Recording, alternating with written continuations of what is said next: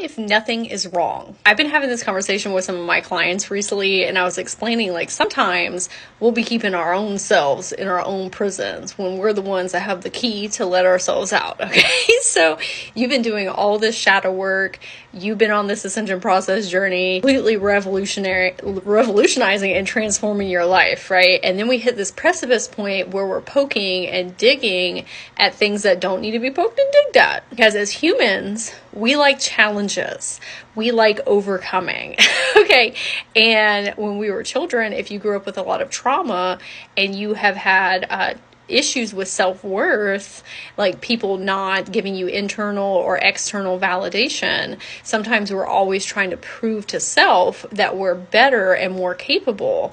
And I'll tell you, that's a hamster wheel that you will forever be on. What if nothing was wrong?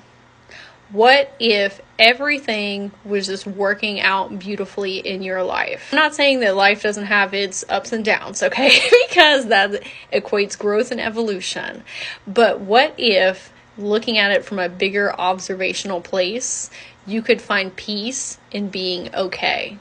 And the reason that I wanted to postulate this and bring it up is because sometimes we're looking for problems. Our brain will facilitate that to ensure that we are growing and evolving. But what if you were growing and evolving from thriving, right? And being okay?